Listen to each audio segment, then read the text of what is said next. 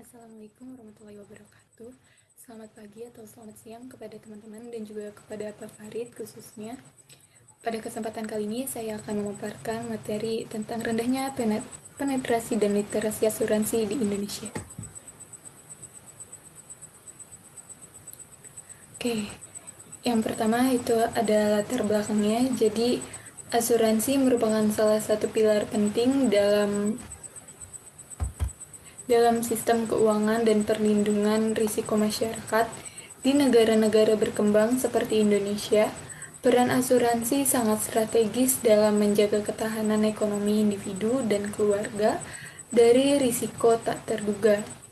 Namun, hingga kini tingkat penetrasi dan literasi asuransi di Indonesia masih tergolong sangat rendah. Selanjutnya,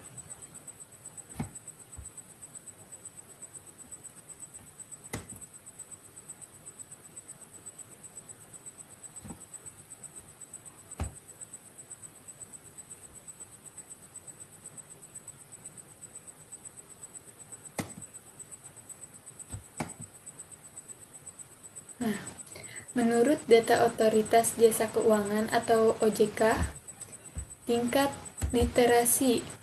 tingkat penetrasi asuransi di Indonesia masih sangat rendah.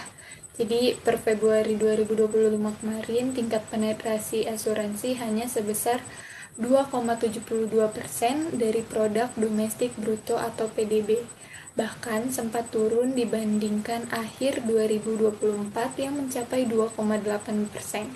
Angka ini jauh di bawah negara-negara lain di kawasan seperti Malaysia itu sebesar 4,8%, Jepang 7,1%, Singapura 11,4%, dan Afrika Selatan 12,6%.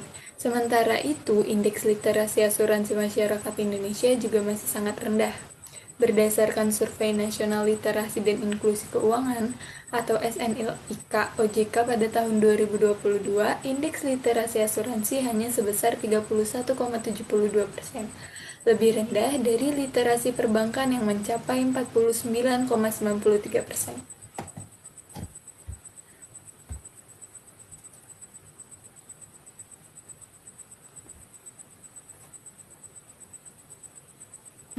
Selanjutnya ini ada faktor penyebab rendahnya penetrasi dan literasi asuransi. Jadi yang pertama itu tingkat edukasi dan literasi keuangan yang rendah. Salah satu hambatan terbesar dalam meningkatkan kesadaran masyarakat terhadap pentingnya asuransi di Indonesia yaitu rendahnya literasi keuangan. Jadi banyak banget masyarakat Indonesia yang masih belum paham konsep dasar dari produk asuransi. Mereka tuh belum familiar dengan istilah-istilah seperti premi, klaim, manfaat, hingga prosedur administrasinya, sehingga asuransi ini sering sekali dianggap sebagai sesuatu yang rumit dan juga membingungkan. Bukan karena masyarakat kita yang gak butuh asuransi atau justru sebaliknya, tapi karena mereka nggak tahu gimana sih cara mendaftarnya, membayar premi, atau mengajukan klaimnya. Nah, banyak Nah, dari kasus-kasus ini tuh banyak yang akhirnya memilih untuk tidak menggunakan produk asuransi ini sama sekali. Nah, yang kedua itu ada tingkat kepercayaan yang rendah. Jadi, hambatan besar lainnya yaitu poin kedua ini. Di Indonesia juga kepercayaan publik terhadap sektor asuransi ini tuh masih menjadi salah satu masalah yang sangat krusial ya. Banyak orang yang ragu bahkan takut untuk membeli produk asuransi karena mereka tuh sering banget ngedengar atau bahkan ngalamin sendiri kasus-kasus seperti penipuan, uh, klaim yang tidak dibayar, atau pengalaman buruk dari pelanggan lainnya. Nah, yang lebih mengkhawatirkan insiden-insiden negatif seperti ini tuh bukan cuman bisa merusak nama atau reputasi suatu perusahaan aja, tapi bisa berdampak besar terhadap seluruh industri asuransi, termasuk perusahaan yang sebenarnya tuh udah terpercaya dan memiliki rekam jejak yang baik. Uh, jadi bisa terkontaminasi karena adanya kasus-kasus seperti ini. Yang ketiga itu ada pendapatan per kapita masyarakat yang rendah. Jadi tidak menjadikan asuransi ini tuh sebagai kebutuhan pokok. Dan yang keempat itu kurangnya sosialisasi dari perusahaan asuransi. Nah, selanjutnya kita juga perlu menyorot ini salah satu akar masalahnya, yaitu poin keempat ini nih. Selama ini banyak banget kan perusahaan-perusahaan asuransi yang lebih fokus memasarkan produknya ke kalangan menengah atas di perkotaan khususnya. Nah, akibatnya masyarakat di daerah pedesaan atau daerah terpencil sering banget mengalami atau tidak mendapatkan informasi yang memadai tentang pentingnya asuransi. Nah, bahkan ketika informasi yang disampaikan, metode komunikasi yang digunakan juga sering banget terlalu formal ya. Jadi nggak sesuai dengan latar belakang atau tingkat pemahaman masyarakat setempat, yang membuat pesan yang ingin disampaikan ini tuh tidak terserap dengan baik gitu. Oke, selanjutnya itu ada dampak rendahnya literasi dan penetrasi asuransi. Yang pertama itu risiko keuangan yang tidak terkelola atau risiko keuangan yang tidak stabil. Nah, banyak banget individu dan keluarga tidak memiliki perlindungan terhadap risiko keuangan dan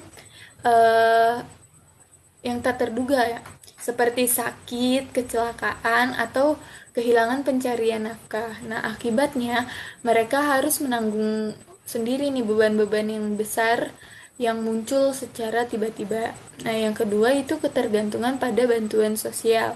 Jadi, rendahnya pemahaman membuat masyarakat lebih mengandalkan bantuan sosial atau bansos informal daripada perlindungan asuransi yang terstruktur. Yang ketiga, itu ada dampak pada perekonomian nasional. Jadi, kontribusi industri asuransi terhadap produk domestik bruto atau PDB Indonesia ini masih sangat kecil, sehingga potensi perlindungan aset nasional dan investasi jangka panjangnya belum optimal. Dan yang keempat itu rendahnya kepercayaan dan partisipasi publik. Jadi, kurangnya kepercayaan pada industri seperti yang sudah saya jelaskan sebelumnya ya, mereka sering sekali mendengar kasus-kasus yang kurang mengenakan tentang industri asuransi ini. Nah, jadi minat masyarakatnya rendah. Jadi produk asuransi ini tuh sering banget dianggap beban, bukan kebutuhan. Jadi masyarakat enggan untuk membeli polis asuransi meskipun mereka telah memahami manfaatnya. Nah, selanjutnya itu ada upaya peningkatan literasi dan penetrasi asuransi. Yang pertama itu ada edukasi dan sosialisasi masyarakat. Jadi perusahaan asuransi seperti OJK dan Asosiasi Industri secara rutin itu mengadakan seminar, kuliah umum, workshop, dan juga expo untuk meningkatkan pemahaman masyarakat tentang memanfaatkan dan juga pentingnya asuransi. Yang kedua itu digitalisasi produk asuransi. Jadi banyak banget perusahaan yang mulai mengembangkan insurtech, dan platform digital yang lebih mudah diakses, fleksibel, dan juga terjangkau. Yang keempat itu ada gerakan nasional literasi dan inklusi keuangan. Jadi gerakan nasional literasi dan inklusi keuangan itu sering juga disebut dengan gencar, yaitu inisiatif bersama antara pemerintah, regulator, industri, dan juga akademisi untuk memperluas literasi dan inklusi asuransi di seluruh Indonesia. Nah, kesimpulannya, rendahnya penetrasi dan literasi asuransi di Indonesia merupakan tantangan besar dan harus segera diatasi. Masalah ini tidak hanya berdampak pada perlindungan keuangan individu, tetapi juga terhadap stabilitas dan pertumbuhan ekonomi nasional. Diperlukannya upaya kolaboratif antara regulator, pelaku industri, dan masyarakat untuk memperluas edukasi, meningkatkan kepercayaan, dan menghadirkan produk asuransi yang relevan serta mudah diakses. Nah, dengan demikian, asuransi dapat berfungsi dengan optimal sebagai jaring pengaman finansial masyarakat Indonesia. Nah, berikut ini adalah referensi-referensi yang saya dapatkan. Cukup sekian pemaparan materi tentang literasi dan penetrasi asuransi yang saya sampaikan. Kurang lebihnya mohon maaf. Wassalamualaikum warahmatullahi wabarakatuh.